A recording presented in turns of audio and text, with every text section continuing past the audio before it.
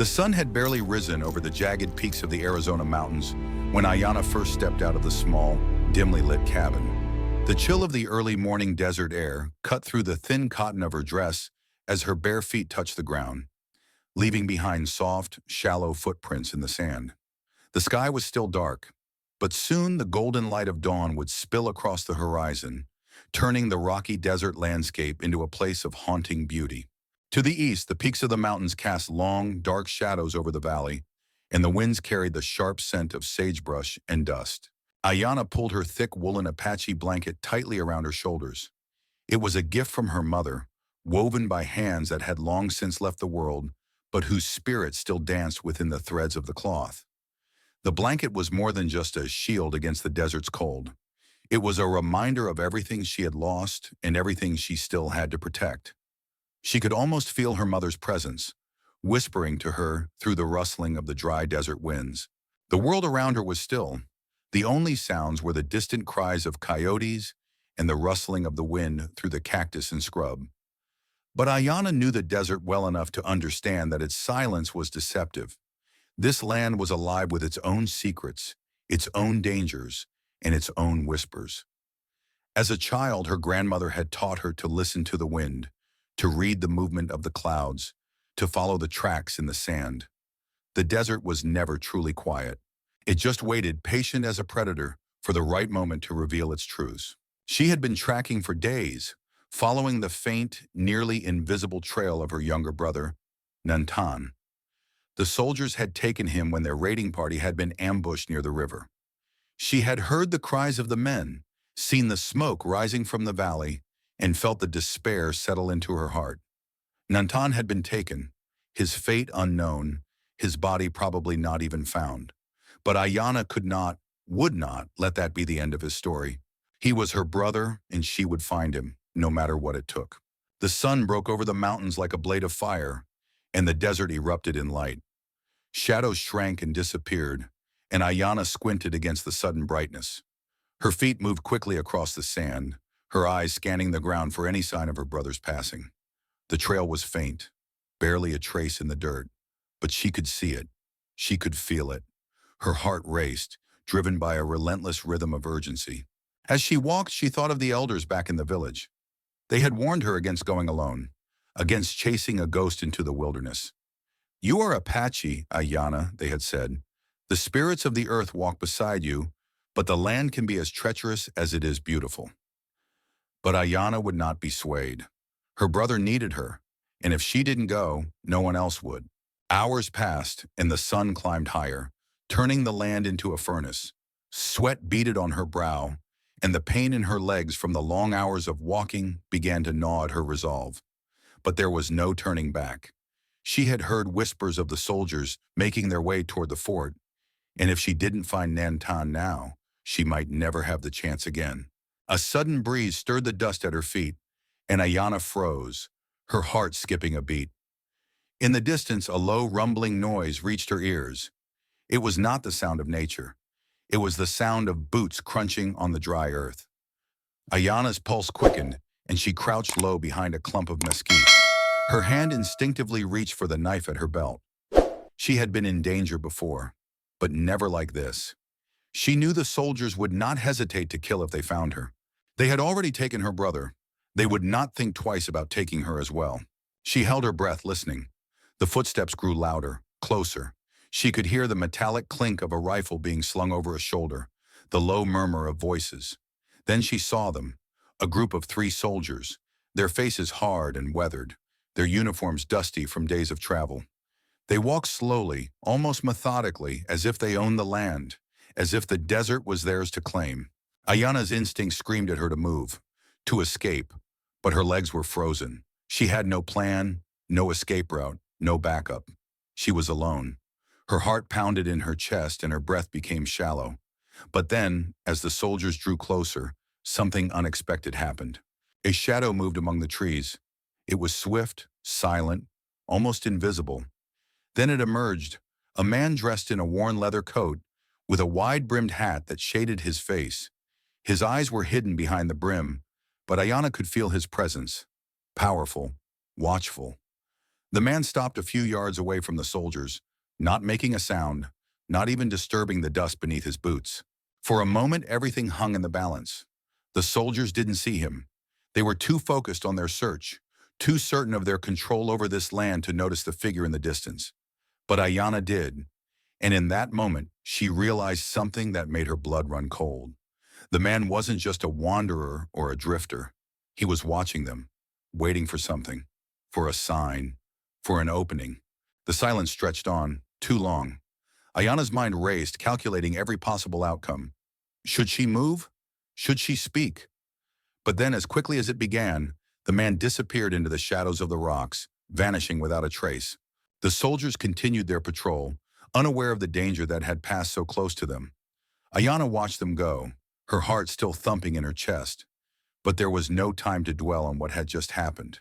Her brother's trail was still out there, fading with each passing moment. Ayana gritted her teeth, forcing herself to stand. She could feel her brother's presence as if he was calling to her. He was out there somewhere. She would find him.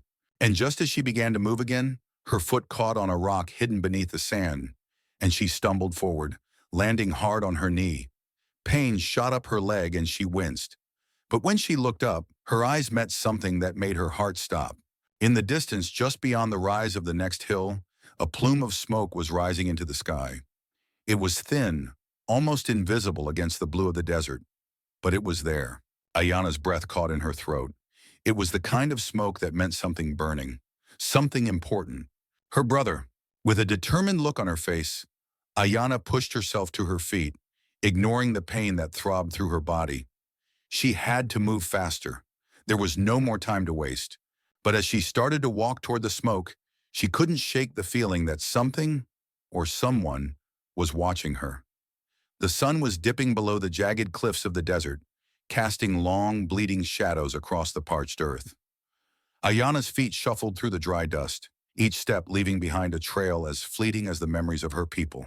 The air, thick with the scent of sage and pine, clung to her skin, as though the very land itself had come alive with the ghosts of her ancestors. It had been days since she had stumbled across the smoke, the sign she had been waiting for. Her heart, once so uncertain, had been filled with the kind of purpose she hadn't known in years. The village was close, just beyond the stretch of red rock and cacti. She could feel it in her bones, the pull of the land drawing her forward. But there was something else, something deeper. A whisper in the wind that tugged at her heart, a voice she couldn't place, but that felt undeniably familiar. It was as if her ancestors were speaking to her, guiding her along a path she hadn't yet seen. As she walked, the air seemed to shimmer with heat, the desert stretching endlessly before her, an ocean of sand and rock. It was both a prison and a sanctuary. Ayana had grown up here, among the mountains and the mesas, under the same vast, unending sky. Her people, the Apache, had always been part of this land. They knew it in a way that no outsider ever could, felt it in their blood, in their spirit. But now Ayana found herself torn between the old ways of her people and the hard truth of her future. The world was changing. The soldiers had come, and with them, the threat of destruction for everything she held dear. Yet as she walked further, each step seemed to pull her deeper into a conflict between the woman she was becoming and the traditions of the Apache that still lived in her soul. The ancient rituals of her tribe whispered in the back of her mind. Rituals that connected them to the spirits of the earth, the sky, and the wind. She could hear the rhythmic beat of the drums, feel the pulse of her ancestors in the soil beneath her. But there was a part of her that wondered if those traditions could save them now. She had seen too many lives torn apart by the violence of the soldiers, and she knew the Apache could not fight with drums alone. Ayana paused at the edge of a small rock-strewn river, its surface glittering with the fading light of the day. The water flowed quietly, as if in reverence to the mountains that towered above it. She knelt by the edge, cupping her hands to drink. But before the water touched her lips, she heard a sound. Distant, faint, but unmistakable. It was the sound of a horse, and then a voice. "Do you believe they are watching us?" The voice was low, gravelly, but familiar. Ayana's heart skipped, and she turned to see the man she had not expected. Cole. He had found her again. His face was weathered, his eyes deep with secrets, but there was something in his gaze now, something that spoke of unspoken understanding. He had been following her, keeping his distance, but now he stood beside her, just far enough to not feel like a threat, but close enough to make her feel the weight of his presence. "You shouldn't be here," Ayana said softly, her voice trembling with the weight of what she had to say. "This place is not for you." "I'm not here to take your land," Cole replied, his voice steady but not without regret. "I'm here because I've seen too much of what happens when we just let things fall apart. And I don't think you can fix it all by yourself." Ayana rose slowly, her eyes still on him, but her thoughts were elsewhere. She knew this man had a past that could never be wiped clean, no matter how much he tried to redeem himself. He had been a soldier, one of the very ones who had hunted her people, one of the men who had torn her world apart. Yet here he was, offering to help. But help with what? The only thing that mattered now was finding Nantan, and every moment wasted in this conversation pulled her further from that goal. "There's nothing for you here," she said, her voice hardening. "But if you truly want to help, you'll leave me be." But Cole did not leave. He stepped forward, and this time, Ayana did not move away. She felt a strange connection to him, something that neither time nor their differences could erase. He had been part of the violence that had destroyed her people, but now, in some twisted way, he seemed to be trying to fix what he had broken. "Then let me help you find him," he said. "You can't do this alone. You shouldn't have to." Ayana closed her eyes, fighting the conflicting emotions that rose within her. She could feel her heart pulling her in two directions, one toward her past, her people, and the traditions that had kept them alive for centuries, the other toward this man who, despite everything, seemed to want redemption. "I'm not like you," she finally said, her voice softer now. "You don't understand." "I understand more than you think," Cole replied, his voice quiet but firm. "I've lost too much myself to not understand." Ayana could not speak for a moment, and in that silence the desert seemed to hold its breath. She could feel the weight of the night descending around them, the sky darkening to a deep, endless blue. Above them, the stars began to flicker, cold and distant, as though the ancestors of the Apache were watching, waiting for something to unfold. "I will not leave you," Cole said quietly, as if making a promise to the wind itself. "But I will leave when you tell me to." Ayana's heart wavered. She could hear the drums now, faint in the distance, the rhythm of her ancestors echoing through her veins.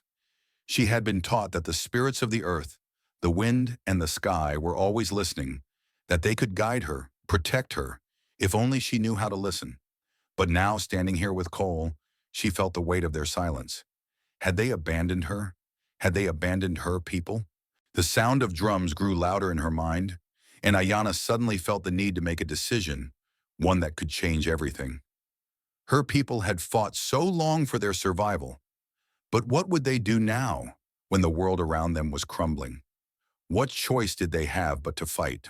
"Come with me," Ayana said finally, her voice like the rustle of the desert wind. "We'll find my brother together, but if you turn on us, I'll be the first to take you down." Cole nodded silently, acknowledging the weight of her words. As they walked, the desert began to cool, and the night sky stretched above them, filled with stars. Ayana felt her connection to the earth deepening, her bond to the land, to her ancestors, stronger than ever. But as they moved forward, she couldn't shake the nagging feeling that something was waiting for them at the end of this journey. Something far more dangerous than soldiers. Something that would test not only her strength, but her very faith in the traditions that had kept her alive. The desert wind howled, carrying with it the whisper of something ancient, something old and forgotten. And as they walked toward the unknown, the full weight of her choices settled heavy on Ayana's shoulders, her heart caught between the old world and the new. What awaited her at the end of the journey was more than just the fate of her brother. It was the fate of her people, and the land they had fought to protect. The desert night was alive with sound, but not the usual wind or whispers of creatures stirring in the underbrush. This time, it was the deep, rhythmic beat of the drums, echoing through the canyons, filling the very air with their pulse. Ayana's heart beat in time with the drumming, her spirit drawn to the sound like a moth to a flame. The village was close now, just beyond the ridge, hidden within the rocks and mesas. The journey had taken longer than she had anticipated, but the drums were a signal, a call to the past, to the ancestors who had lived and died on this land. With every step she took, the weight of her task grew heavier. Finding Nantan had always been her primary goal, but as they walked together, Cole's quiet presence beside her felt like a stone lodged in her chest. He was a man of contradictions, both the cause of so much pain for her people and the person who had chosen to walk beside her. Ayana had not asked for his help, but here he was, offering his strength, his knowledge of the world outside her own. It was more than she had ever expected, and yet she couldn't shake the suspicion that his presence might be the beginning of something much larger, something darker. As they approached the edge of the village, the earth seemed to hum beneath her feet, as though the land itself recognized her return. The Apache village nestled in the valley below was a small, tight-knit community, its people living as they always had, with reverence for the earth, for the animals, and for their ancestors. Fires flickered in the distance, their orange light casting long shadows over the adobe huts and the open spaces where the women prepared food and the men sharpened weapons. Ayana could smell the smoke from the cooking fires, the scent of corn and beans mixed with the earthy tang of the burning wood. The air was thick with the weight of her people's history, their struggles, their survival against all odds. The drums grew louder as they drew closer, and Ayana's chest tightened with the weight of what was to come. She had left the village many times before, but never under such circumstances. The soldiers had taken her brother. The soldiers had broken their people, scattering them across the land like seeds of destruction. She had always known that the Apache people would never be truly free as long as the white man's soldiers roamed the earth. But this time, she wasn't just returning to her village. She was returning as a stranger, as someone who had been torn between two worlds, two ways of life. "Do you hear them?" Ayana whispered to Cole, her voice barely audible over the drumming. "The drums?" he asked, his voice low and measured. He had grown accustomed to the sounds of the Apache, though they still seemed strange to him. "What do they mean?" "They are calling us," Ayana replied, her eyes narrowing as she focused on the rhythmic beat. "They are calling us back to the earth, back to our ancestors. The drums are our connection to the past, to the spirits who walk with us." Cole watched her closely, his gaze softening. He had seen many things in his life: bloodshed, betrayal, and death. But the look in Ayana's eyes now was something he couldn't quite place. It was a mix of resolve and vulnerability, of power and fear. She was a warrior, but she was also a woman caught between two worlds, two destinies. They crested the final ridge and looked down into the valley. The village was as Ayana remembered it, a scattering of humble dwellings, the smoke rising from the cooking fires, the horses grazing in the fields. But something had changed. The men were gathered in a circle, their faces grim, their voices low. The women were moving quickly, their eyes darting nervously between the men and the sky. It was clear something had happened, something that had disrupted the peace of their small world. Ayana's heart raced. "What is it?" she asked, her voice tense. "I don't know," Cole said, his hand resting on the rifle slung across his shoulder. "But we should be careful." As they descended into the village, the first person Ayana saw was her mother's sister, Neshoba. She was tall, her skin tan from years under the sun, her black hair braided tightly down her back. Her eyes were sharp, her expression unreadable as she studied Ayana. Then, without a word, she stepped forward and wrapped Ayana in a tight embrace. "You have returned," Neshoba said, her voice hoarse with emotion. "The spirits have guided you back to us." Ayana stepped back, her heart heavy with the weight of her aunt's words. "Where is my brother?" she asked, her voice steady but desperate. "I need to find him." Neshoba's face darkened. She glanced at Cole, her eyes narrowing slightly. Ayana could feel the tension in the air, the unspoken questions that hung between them. But Neshoba did not speak of them. Instead, she led Ayana to the center of the village, where the council of elders had gathered around a large fire. The flames danced high into the night, casting flickering shadows over the faces of the men and women seated in a circle. The elders' faces were lined with age, their eyes deep with wisdom and sorrow. They were the keepers of the stories, the protectors of the Apache ways. Ayana stood before them, her heart pounding in her chest. She had returned to her people, but she could feel their uncertainty about her. Her decision to leave, her decision to return with Cole, the outsider. She could feel their judgment in their eyes, but she held her ground. "What have you found?" one of the elders asked, his voice gruff but calm. "I've found the truth," Ayana replied. "The soldiers have taken my brother, and I will not rest until I bring him back." The elder nodded, his expression unreadable. "We know of the soldiers," he said, "but you must understand, child. The world is changing. Your brother's fate may not be what you expect. The earth does not always yield what we ask of it." Ayana felt a chill run through her. The words of the elder hung in the air like smoke, elusive and unsettling. She had always been taught that the earth could heal, that the spirits would guide them, but now she was beginning to question everything. "What do you mean?" she asked, her voice trembling. "The earth is no longer ours to command," the elder replied. "The soldiers have taken much from us, and the balance of the land is shifting. We must be careful." Ayana felt her chest tighten. "But my brother is still out there. I can't just leave him to the soldiers." "The spirits are with you," Neshoba said softly, her hand resting on Ayana's shoulder. "But you must remember, not all battles are won by force." Ayana turned to Cole, her eyes searching his face for some kind of answer. But he said nothing. His silence was heavy, a reminder of the tension that lay between them. She had once believed that the Apache could fight with their spirits, with their drums and their faith. But now, standing before the elders, she wasn't so sure. The drums continued to beat in the distance, their rhythm relentless, echoing through the night like a warning, a summons to something she didn't yet understand. Ayana closed her eyes, letting the sound wash over her. Her ancestors were calling. But what were they calling her to? Was it a battle she could win? Or was this a fight that would cost her more than she was willing to give? As the fire crackled and the elders spoke in low, murmuring voices, Ayana knew one thing for certain. The choices she made in the coming days would shape the future of her people, and the path ahead would not be easy. But she was ready. The moon hung low over the desert, a silver crescent that bathed the valley in soft, ethereal light. It was the kind of night that carried the whispers of the past, when the winds spoke in ancient tongues, and the stars above seemed to blink with the eyes of the ancestors. Ayana stood at the edge of the camp, watching the flames of the fire dance like spirits in the night. The heat from the fire mingled with the chill of the evening air, creating a tension that mirrored her own heart. The village was quiet, save for the steady beat of the drums that echoed in the distance, filling the air with a deep, rhythmic pulse.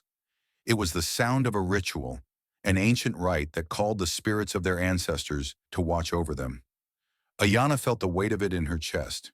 The drums were not just a sound, they were a heartbeat that she had grown up with, a heartbeat that had always been her guide, her connection to the earth and to the people who had come before her. But tonight, as she stood alone by the fire, she could feel the weight of her choices. The words of the elder echoed in her mind. Not all battles are won by force. She had fought so hard to return to her people, to reclaim her brother. But what if the battle was not one of blood and bullets? What if there was a deeper truth hidden beneath the surface? A truth that could change everything. Ayana turned her gaze to Cole, who stood at the edge of the camp, his silhouette outlined by the firelight. He had been with her since the journey began, his presence both a comfort and a reminder of the divide between them. He was a man of the outside world, a man who had walked through the lands of the white men, a man who had witnessed the destruction of her people. And yet, despite the history between their worlds, Ayana had come to understand something about him. He was not like the others. He had a burden, a past that haunted him, a debt he was trying to repay. But that did not change the fact that he was still a stranger in her world. And the question that lingered in her mind, like a dark cloud, was this. Could she trust him? "Are you ready?" Neshoba's voice broke through Ayana's thoughts, and she turned to see her aunt standing beside her, her expression unreadable in the firelight. Neshoba was the one who had raised Ayana when her mother had died, the one who had taught her the ways of their people. There was no one who knew the Apache spirit better than Neshoba, and it was in her aunt's gaze that Ayana sought guidance. "I'm not sure I can be," Ayana admitted, her voice soft but heavy. "I've spent my whole life following the traditions of our people. I've learned to listen to the wind, to the earth, to the fire, but now I feel lost, like I'm walking a path I don't understand." Neshoba's face softened. "The spirits do not walk for us, Ayana. They walk beside us, but the journey is ours to make, and sometimes the path is not always clear." Ayana looked back at Cole, who was now sitting by the fire, his eyes fixed on the flames. lost in thought. What if I'm wrong? What if everything I've learned, everything I've believed in, is not enough? You are Apache, Neshoba said, her voice like the calm before a storm. And Apache blood runs deep. You are not defined by what you believe, but by who you are. Do not lose sight of that. Ayana felt her heart quicken at her aunt's words. There was truth in them, a truth that settled deep within her soul. She had always thought that her destiny was tied to the old ways, to the rituals, to the teachings of her elders. But maybe, just maybe, her destiny was something more than that. The sound of the drums grew louder, more insistent, as if urging her to take the next step. The fire crackled, sending sparks into the night sky, as though the flames themselves were trying to speak to her. I have to find him, Ayana whispered to herself, more to the spirits than to anyone else. I have to bring Nantan back. It is my duty. Neshoba nodded, a quiet understanding passing between them. And you will. But remember, Ayana, the land does not belong to us. We belong to it. And when you find your brother, you must remember who you are, what you carry with you. The earth will guide you, but you must listen. Ayana took a deep breath and looked toward the horizon, where the dark silhouette of the mountains loomed against the starlit sky. The wind had picked up again, carrying with it the scent of rain, the promise of change. It was a storm, and it was coming. The village had settled into its nightly rhythm. Men gathered around the fire, women whispering in quiet conversation, children playing under the watchful eyes of the elders. But Ayana knew that something was different tonight. The air was thick with anticipation, as if the earth itself was holding its breath. Then a sudden sharp howl cut through the silence. Ayana's heart skipped a beat. She knew that sound. It was the call of the wolf, a sacred animal to the Apache people, a symbol of strength, loyalty, and the untamed spirit of the land. But this howl was different. It was filled with urgency, a warning carried on the wind. Ayana stood up, her eyes scanning the shadows. The village had fallen silent, and the only sound now was the wind, howling in the distance. It's him, she said softly, her voice trembling with realization. Nantan, he's out there. Without another word, Ayana turned and began to run toward the edge of the camp, her heart racing. The drums beat louder in her chest, matching the pounding of her feet against the earth. She could feel the spirits of her ancestors with her now, urging her on, telling her to follow the path that had been set before her. Behind her, she heard Cole's voice calling her name, but she didn't stop. She couldn't. The howl of the wolf echoed in her ears, pulling her forward, guiding her in the direction she needed to go. The desert stretched out before her, vast and unforgiving. But this time, Ayana felt no fear. She was not alone. The spirits walked with her, the earth beneath her feet would guide her, and the wolf would lead the way. As she crossed the threshold of the village, the sound of the drums faded behind her, replaced by the haunting call of the wolf. The moon above was a silver crescent, and the stars blazed brightly in the sky. But there was something else now, a presence, a shadow that moved just beyond the edge of her vision. Ayana quickened her pace, her breath coming in shallow gasps, and the sound of her footsteps was drowned out by the growing howls of the wolf. Something was waiting for her, something she couldn't yet see, and as she ran into the night, she couldn't shake the feeling that the journey ahead would reveal more than just the fate of her brother. It would reveal the truth about her people. The desert night had a stillness about it that seemed to pause time itself, holding its breath under the soft light of the waning moon. The wind, once a fierce, howling force, now whispered through the dry, cracked earth and the towering cliffs that stretched into the darkness. Ayana's heart pounded in rhythm with the drums that echoed across the valley, their beat deep and steady, calling her forward. Her journey had led her here, to the heart of the Apache land, where the past and present collided, where the spirits of her ancestors guided her footsteps. She was near the place where the wolf had led her, where the howls had called her into the night. Ahead in the distance, she saw the faint outlines of figures gathered around a fire, its orange light flickering against the backdrop of the black sky. Her pulse quickened, for she knew this was where it would all unfold, the moment of reckoning. Cole had fallen silent beside her, his steps heavy but steady. He had followed her without question, and though he had been the cause of much of her inner turmoil, there was something undeniable in the bond they had formed. He had shared her journey, and now, as the firelight flickered before them, Ayana realized that he was not just the man who had once fought her people. He was the man who had fought for redemption, who had come to understand the true cost of war. But the path that had brought them here was not yet clear. It wasn't only about the soldiers. It wasn't just about Nantan. It was about something much larger. It was about the survival of her people, the survival of their memories, and the soul of the land itself. Ayana stepped forward, her eyes focused on the fire. The village elders had gathered around, and they were waiting for her to take the final step. Her brother Nantan stood beside them, his eyes locked on hers, his face unreadable. He had been found, but the reunion was not the moment of joy she had expected. The pain of their separation had left a scar deeper than she could have imagined, and the sight of him, standing there as though nothing had changed, only deepened the wound. Is this how it ends? Ayana's voice broke the silence, and she didn't recognize the rawness in it. Is this how we are to be remembered? Her brother didn't respond immediately. Instead, he turned to Cole, his gaze hard and unreadable. Ayana saw the wariness in her brother's eyes, the distrust, the anger that had been born of years spent apart, of the destruction of their people. We are Apache, Nantan said finally, his voice steady but cold. But we are also lost. The land is dying, Ayana. The soldiers are not our only enemy. We have forgotten who we are. Ayana felt the weight of his words, but there was no time to dwell on them. She had come this far, and she knew that the next moment would define the future of her people. The desert had whispered its truth to her, and it was time to listen. We have forgotten nothing, Ayana replied, her voice rising now, strong and defiant. We are Apache. We are the fire in the heart of the land. The earth remembers us even when we forget, and if we stand together, we will not be erased.